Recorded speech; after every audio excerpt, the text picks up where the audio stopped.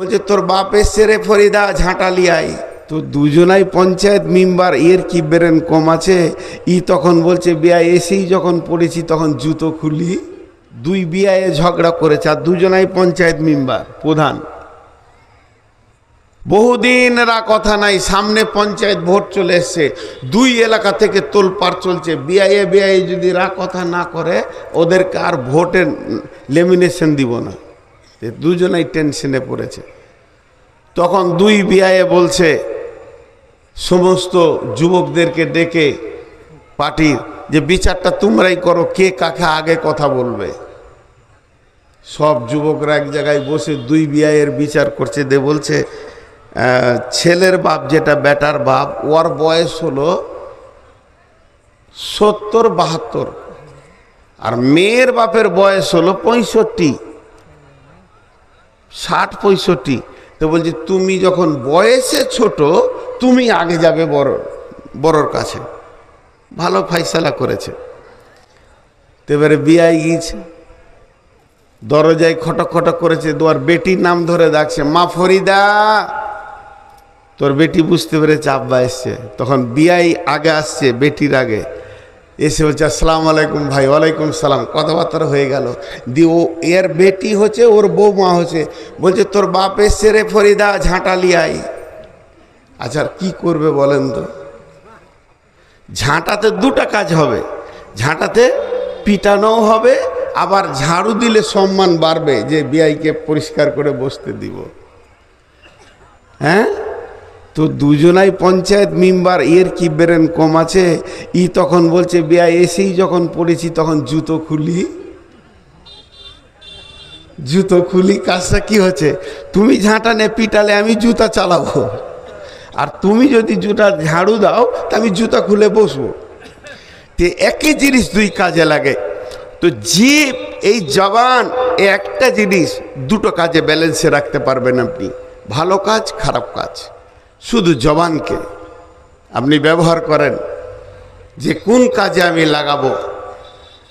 তো চাকু দিয়ে সবকে যেমন কেটে ফেলা হয়, তো এই জিভ দিয়ে বাদশাকে গোলাম বানানো যায়। কথা বোঝাতে পারলাম? কথা বোঝাতে পারলাম? এটা বুঝতে পারেননি? টাকা দিয়ে গোলাম কিনা যায়, টাকা দিয়ে গোলাম কিনা যায়, গোলামের মন কিনা যায় না। আর ভালো যদি মিষ্টি ভাষী হয়, জিভ দিয়ে নরম নরম কথা বলে, তো বাদশা যে সে ওর গোলাম হয়ে যায়। কি লিবি বল বাবা? জিভ এমন একটা জিনিস, সবকে কেটে দিতে পারে। এবার বলেন,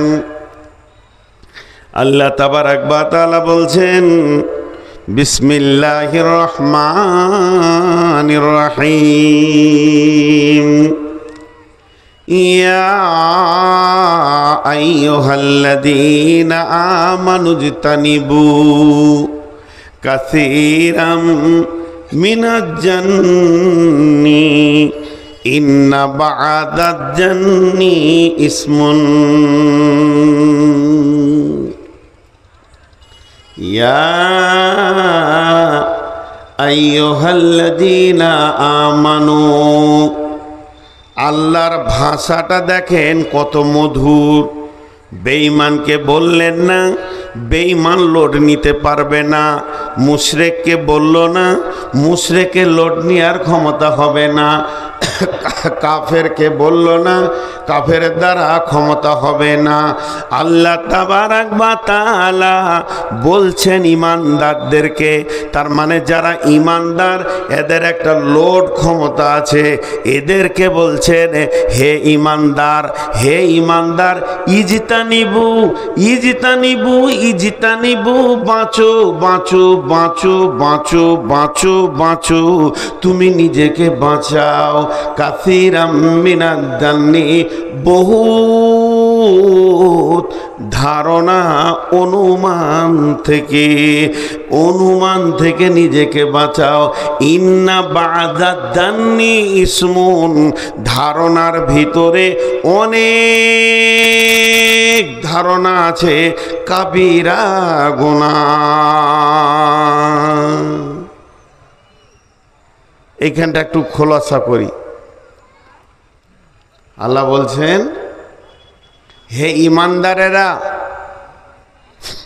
তোমরা নিজেকে বাঁচাও। আমি বলছি ওই জায়গা থেকে বাঁচেন। আপনার আব্বা বলছে ওই জায়গা থেকে বাঁচ। আপনার মা বলছে ওই জায়গা থেকে বাঁচ। আপনার স্বামী বলছে ওই জায়গা থেকে বাঁচ। আর স্বয়ং আল্লাহ বলছে তুই ওই জায়গা থেকে বাঁচ। তা আল্লাহর মতো গুরুত্ব দিতে হবে। আল্লাহ বলছে ধারণা অনুমান, এই টেবিলটা কত ওজন হতে পারে, ওই টেবিলটা কত ওজন হতে পারে, মোবাইলটা কত দাম হতে পারে, এই পানিগুলো কত ওজন হতে পারে, এই মোবাইলগুলো কি দাম হতে পারে, অনুমান করা, আইডিয়া করা, ধারণা করা। ধারণা থেকে তুই বাঁচ, তুই ধারণা থেকে বাঁচ। ধারণা খুব খারাপ। ধারণা থেকে নিজেকে বাঁচাও। যে ইন্না বা'দাদ-দান্নি ইসমুন, সব ধারণা খারাপ নয়, এর ভিতরে কিছু ধারণা আছে কাবিরা গুনাহ, কিছু ধারণা আছে কাবিরা গুনাহ। এমন কিছু অনুমান আইডিয়া রয়েছে যেগুলো করলে তুমি কাবিরা গুনাতে পড়ে যাবে। কিছু মানে কি? তাহলে কিছু ধারণা করা যায়, যেমন এই টেবিলটা ক কেজি ওজন হতে পারে, এটা কাবিরা গুনাহ নয়। এই মোবাইলটা কত দাম হতে পারে, আমি ধারণা করছি 20,000 হবে, নাই 10,000 হবে, এটা কোনো গুনাহ নয়। রাস্তায় যেতে যেতে ড্রাইভারকে জিজ্ঞেস করলাম, আপনার কিনা মিরকামারি থেকে আপনার দুর্গাপুর ক কিলোমিটার হতে পারে? ধারণা করছি আর এই 3 কিলোমিটার হবে। আমরা হয়তো বাইরের লোক, প্রথম দেখে বহু দূর মনে হচ্ছে, 5 কিলোমিটার বলে দিলাম। এর জন্য কোনো গুনাহ হবে না। এই গরুটার মাংস কত হতে পারে? 1 কুইন্টাল 25 কেজি হবে। আরেকজন বলছে না 40 কেজি হবে। এটা কোনো ধারণা গুনাহ হবে না। কিন্তু আল্লাহ বলছেন এই ধারণা করা অভ্যাসটা খারাপ। ভালো ধারণা থেকেও তুমি বাঁচো, বাঁচলে ভালো হয়, তবে গুনাহ হবে না। ভালো ধারণা করতে করতে তোমার দ্বারা যখন খারাপ ধারণাতে তুমি ঢুকে যাবে, ইন্না বা'দাদ-দান্নি ইসমুন, এমন কিছু ধারণা আছে যেগুলো কাবিরা গুনাহ। মদ খাওয়া থেকে কাবিরা গুনাহ, সুদের থেকে কাবিরা গুনাহ, জিনার থেকে কাবিরা গুনাহ, চুরির থেকে কাবিরা গুনাহ, মার্ডার করা থেকে কাবিরা গুনাহ। এত বড় গুনাহ নিয়ে বসে আছে। যতগুলো গুনার কথা বললাম, চুরি, মদ, জিনা আর জুয়া, সুদ, এগুলোতে কিয়ামতের মাঠে আপনার পাহাড় তৈরি হবে না। কিন্তু ধারণা তোমাকে এমন একটা গুনাহতে নিয়ে গিয়ে ফেলে দিবে, তুমি বুঝতে পারবে না, তোমার দ্বারা বড় গুনাহ হয়ে যাবে। ইন্না বা'দাদ-দান্নি ইসমুন।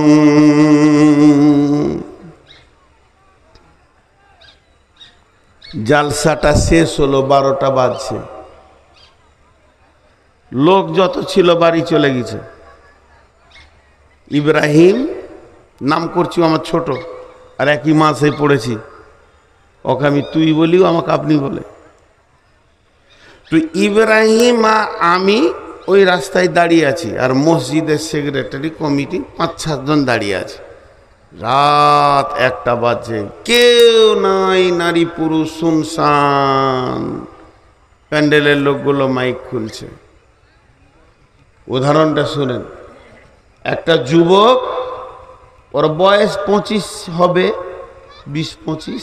ওর পেছনে একটা যুবতী, বয়স হবে 18-20। মোটর সাইকেলে করে বেরিয়ে গেল। ও যুবকটাকে টিপে ধরে আছে। ওই মেয়েটা পুরুষটাকে টিপে ধরে আছে, আর মোটর সাইকেলটা ভাঁ করে বেরিয়ে গেল। তখনই প্রথমেই মুখ খুললে ইব্রাহিম, আমাকে বলছে, দেখছেন দাদা যুগ জামানা কেমন খারাপ। এবার আমার মুখ খুললাম, তোকে বলতে হবে, আমি জানি না রাত বিরাতে কি চলছে সব যুবক যুবতীর। এই যে শুরু করলাম, ধারণা হলো গীবতের চাবি, গীবত গোডাউনের চাবি। আইডিয়াই হচ্ছে গীবত গোডাউনের চাবি। চাবি খুলে দিলাম, দুইজনে মুখ খুলতে শুরু করলাম। এবার ওখানে যতজন ছিল খালি ওই খারাপ কথা, কার বেটি কার সঙ্গে চলে গেল, কোথা কি ঘটে গেল, কার বেটি কার সঙ্গে চলে গেল। রাতে ছেলেদের মেয়েদের যা অবস্থা খারাপ, বাপ ভাইরা নিজের বোন বেটিকে ঠিক করে রাখছে না, এই ঘটনা ঘটছে ওই ঘটনা ঘটছে, এই বলতে বলতে 1.5 ঘন্টা কেটে গেল। ভাই আমার, আমরা ধারণা করলাম ওই যুবকের সঙ্গে যুবতীর নোংরা সম্পর্ক আছে। কত গভীর চলে গেলাম, কত কথা বললাম। এদের মধ্যে কেউ বললে, ওকে চিনেছ কি? বলো মুখের বেটা। বেটিটা কে ছিল? বলে চিনি না। বলে ছেলেটা ওইরকম খচ্চর শুরু হয়ে গেল। কিন্তু সকালে যখন মসজিদের সামনে দাঁড়িয়ে আছি, চা খাওয়া হয়ে গেছে, আমার গাড়ি লেগে গেছে, কমিটির লোক আমাকে বিদায় দিচ্ছে, সালাম মুসাফা করে, এমন সময় একটা মুরব্বি ওই দিক থেকে দৌড়তে দৌড়তে আসছে, এসে বলছে, হুজুর আপনাকে পেয়ে গেলাম, আলহামদুলিল্লাহ। ভাবছিলাম পাবো কি পাবো না, এই মসজিদের জন্য আমি 5,000 টাকা এনে দিচ্ছি, এই লেন টাকাটা লেন। তাড়াতাড়ি করে বের করে আমার হাতটা ধরে বলছে, টাকাটা আপনি নিয়ে মসজিদ কমিটিকে দিয়ে দেন, আমার মনের আশা পূরণ হয়ে গেল, আপনি একটু দোয়া করে দেন। আজকে রাত্রি 12:30টায় আমার মেয়েটা জালসা শুনতে গিয়েছিল, জালসা শুনে এসে বাড়িতে ঢুকে বাথরুমের দিকে গেছে পেশাব পায়খানার জন্যে, তখনই ওকে বিষাক্ত সাপে কেটেছে। আমার মেয়েটা পড়ে গেছে মাথা ঘুরে, ওকে ওর ভাই বাইকে করে ওই রাতেই রতুয়া হসপিটালে দিয়েছে। 2 ভাই বোনে রাতে গেছে, তবে এখন ডাক্তার বলেছে ভালো আছে, 3 দিন আগে ছাড়বে না। আমরা কি করেছি 2 ঘন্টা? এবার বল। আল্লাহ বলছে, তুই কোন দিকে গাড়ি চালিয়েছিলি? ঘটনাটা কি ঘটেছে? রাত 12টায় ওর ঘরে বিপদ ঘটেছে, কাঁদাকাঁদি চলছে, ভাই বোনে হসপিটালে গিয়েছে, ভাই নিয়ে গেছে বোনকে হসপিটালে ভর্তি করে, পাশে বসে বসে মাথায় হাত দিচ্ছে, বলছে বোন ভয় করিস না, আল্লাহ শেফা দিয়ে দেবে। তা আল্লাহ তাবারাক ওয়া তাআলা বলছে, তুই ধারণা করবি কেন? যত পৃথিবীর গুনাহ করনেওয়ালা আছে, তোকে কি বসে বসে গবেষণা করতে দিয়েছি যে বৈজ্ঞানিকের মতো গবেষণা কর? প্রত্যেকটা গুনার অরিজিনালটা আমি জানি, আমাকে ধারণা করতে হবে না। আমি যেটা জানবো সেটা অ্যাকুরেটি ঠিকটা জানবো, তা আমার হাতে ছেড়ে দে। তুই কেন মাথা ভরতে যাবি?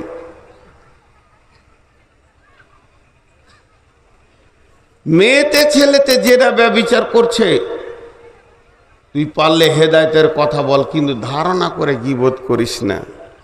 আল্লাহর কালাম পাক বলছে, ওয়ালা তাজাসসু ওয়ালা ইয়াগতাব বা'দুকুম বা'দান, ওয়ালা তাজাসসু ওয়ালা ইয়াগতাব বা'দুকুম বা'দান।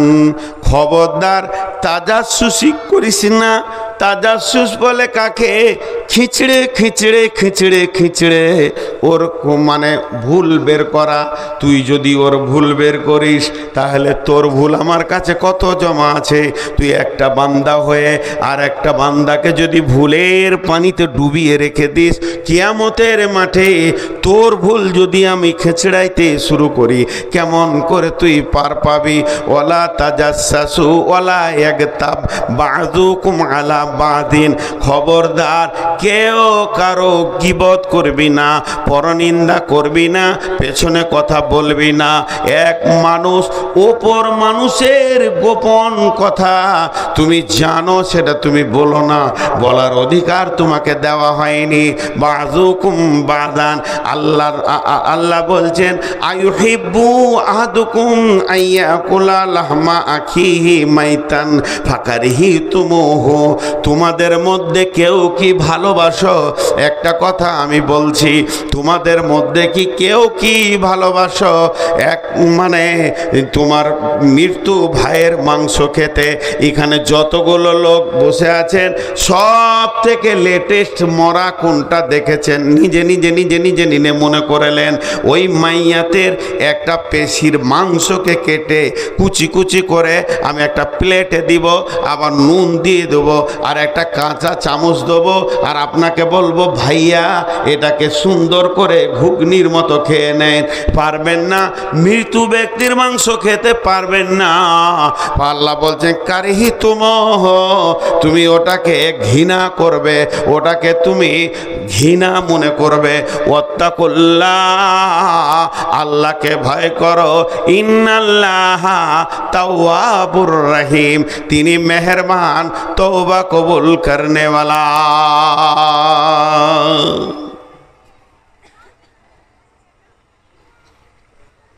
জীব বড় খতরনাক, জীব বড় খতরনাক। জীব কন্ট্রোল তো বডি কন্ট্রোল আয়াত আছে আপনাদের সামনে আসছে। জি ভাই, ওই বেশি করে পানি খাইয়ে দিলেন, এবার পেশাব করছে। কে পানি খাইছিল? ওর পেশাবের ব্যবস্থা এবার করেন সবাই। 2-4টা করে উঠছে। প্রথমে মাংস খাইয়েছে, তারপরে পানি খাইয়ে দিলে ট্যাঙ্কি লোড হয়ে গেল, এবার উঠছে পেশাব করতে যেছে। আর যে যাবে সে আর আসবে না, যে যাবে সে আর আসবে না। ভাইয়া, তো একটা মানুষের জীব এত খতরনাক। একটা অঙ্ক বলি আপনাদেরকে, এটা কোরআনে নাই, এটা আমি কোরআন বলছি না, এটা হাদিসে নাই, রসুল বলেনি, সাহাবীরা বলেননি খলিফারা। একটা ইসলামী বুদ্ধিজীবী যারা বড় বড় আলিম, সেই এরকম বড় যারা মুফাসসির, হাদিস কোরআনে তাফসীর করেছে, এইরকম বুদ্ধিজীবীর কথা যে যত মানুষ জাহান্নামে যাবে, যত মানুষ জাহান্নামে যাবে 98% জীবের কারণে যাবে। জীবের পাপের কারণে 198 জন জাহান্নামে যাবে। এটা মানুষের তৈরি কথা, ওই রকম ঈমান রাখবেন, এটা হাদিস নয়। তো জীব এত খতরনাক, জীব দিয়ে বহুত কিছু হয়। এবার আল্লাহ বলছেন বিসমিল্লাহির রহমানির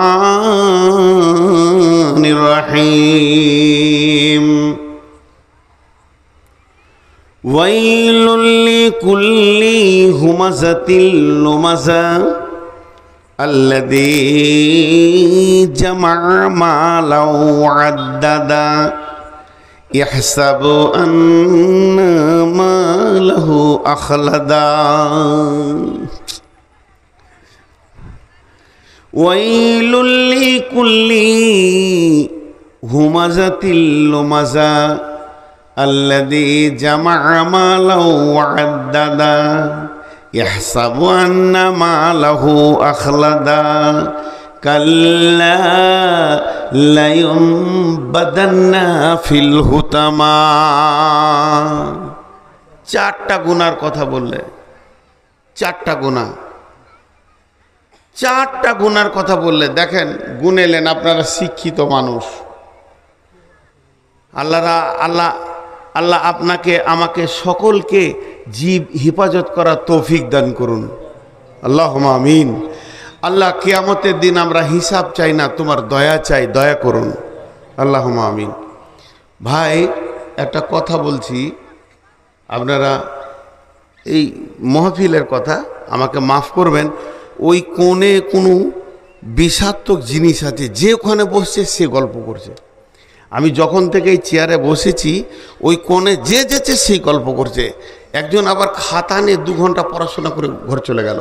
তা ওইখান থেকে উঠিয়ে ওই 3 জনকে একটু ভিতরে বসিয়ে দেন, নাহলে ওরা গল্প করবে।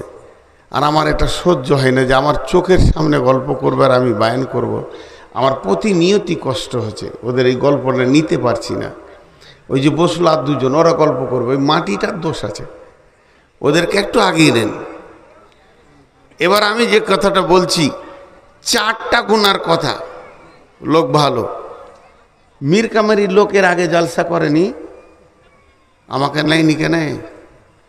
মীর কামারি খুব ভালো লেগেছে এসে, এই শেষ বয়সে ঢুকলাম, দেখেও ভালো লাগছে, গাঁটা এত ভালো লাগছে যে আজকে 22 বছর জালসা করছি, এই এলাকা ঘুরে বেড়াচ্ছি, আমি এত ভালো গাঁ পাইনি আসার পর থেকে মানুষের ব্যবহার এবং ভাষাতে।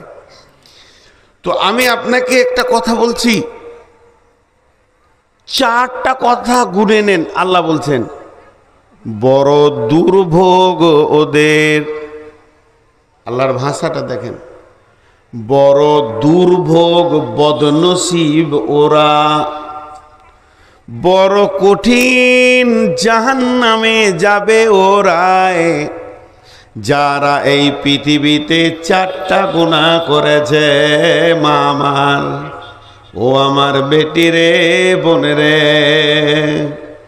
ও আমার বন্ধু ভাই বাবজি সোনামানিক, আল্লাহ গুনিয়ে দিচ্ছেন ওয়াইলুল কুল্লি, এদের দুর্ভোগ বড় বদনসিব ওরা, যারা হুমাজাতিল লুমাজা করে। একটা হুমাজা, একটা লোমাজা। আল্লাযী জামাআ মালাহু ওয়া আদ্দাদা ইয়াহসাবু আন্না মালাহু আখলাদা। প্রথম গুনাহ হচ্ছে তারা পেছনে মানুষের গীবত করে করে করে করে মানুষকে কষ্ট দেয়, আবার সামনাসামনি অপমান করে, সমাজে অপমান করেও কষ্ট দেয়। 3 নম্বর, মাল ইনকাম করে গুনে গুনে রাখে। এই মাল ইনকাম করে গুনে রাখাটা গুনাহ নয়, ধারণা করে 4 নম্বরে আমার মাল আমাকে আর চিরসঙ্গী হবে। ধারণাটা খারাপ। ধরণীর বুকে, ধরণীর বুকে যত আশা,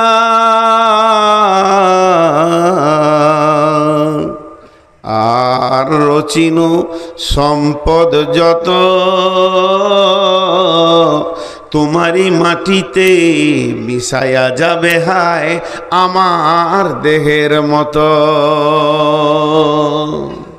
ইয়ার ধারণা আমার মাল আমার সঙ্গে থাকবে, আমার মাল আমার উপকার করবে, আমার মাল আমাকে সাহায্য করবে, মাল আমার সঙ্গী ছাড়া হবে না।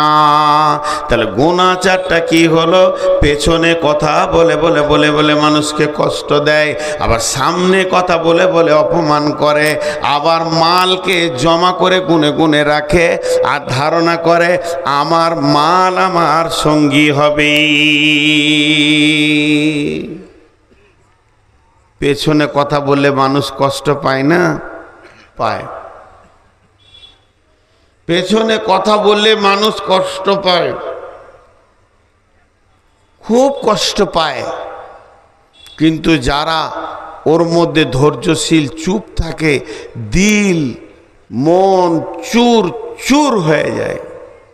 যদি আমি শুনি মীর কামারির অমুক বলেছে যে লোকটা মদ খায়, আমার লেগে বদমাস, ওর ইমান ঠিক নাই, নামাজ পড়ে না। নামাজ তো আমি আল্লাহর জন্য পড়ি, তোর জন্য পড়ি না, তারপরও কথাটা শুনলে দিলটা চুর চুর হয়ে যাবে। আল্লাহ বলছে পেছনে কথা বলে কষ্ট দেয়। কিন্তু যারা পেছনে কথা বলে তাদের রেজাল্ট শুনবে? যারা পেছনে কথা বলে তাদের রেজাল্টগুলো শুনবেন, শুনলে খুব মজা লাগবে। একটা যুবক ছেলে রাস্তায় হেঁটে যেছে, ওই দিক থেকে একজন মুরব্বী আল্লাহওয়ালা পরেশগার মানুষ, 5 ওয়াক্ত নামাজ পড়ে, তাহাজ্জুদ পড়ে, হাজি সাহেব মানুষ হেঁটে আসছে, বয়স 70। তখন এই যুবকটা বলছে, দাদু দাদু কিরে, এই আপনার বদনাম করছিল। কে? টাকা পড়ছে। আপনার বদনাম করছিল কে? ওই পশ্চিম পাড়ায় শফিকুল। ওর ভিতরটা চুরচুর হয়ে গেল, হালকা করে জিজ্ঞেস করছে ওকে, তুই শুনছিলি? বলে হ্যাঁ। আচ্ছা শোন, তুই একটা কথা বলতো, ও যে আমার বদনাম করেছে যে আমি হাজি সাহেব মানুষ, জাকাত দিই না, মানুষের মাল মেরে খেয়ে নিয়েছি, সুদ বাটপারি খেয়ে হজ করেছি, অনেক কথা বলেছে, তুই বলছিস জাগ্গা। এখন তোকে একটা কথা জিজ্ঞেস করছি, ওই শফিকুল ভালো না আমি ভালো তোর নজরে? তুই ঠিক করে বলতো। দাদু আপনি ভালো। বলা, তুই যদি আমাকে বলছিস আপনি ভালো, তোর অতক্ষণ আমার বিরুদ্ধে বকে লাভটা কি হলো? লাভ তো পেলে না, লাভ পেলে না, বরং তোর কাছে ও নজরে খারাপ হয়ে গেল। তো যারা মানুষের কথা বলে বলে বলে বলে বেড়ায়, আপনি জেনে নেন, আপনাকে যদি কেউ লোকের কথা শোনাতে আসে, আপনাকে যদি কেউ লোকের কথা শোনাতে আসে, আপনি ওকে সন্দেহ করবেন, আপনার কথাও লোককে বলে, ওর থেকে বেঁচে থাকেন।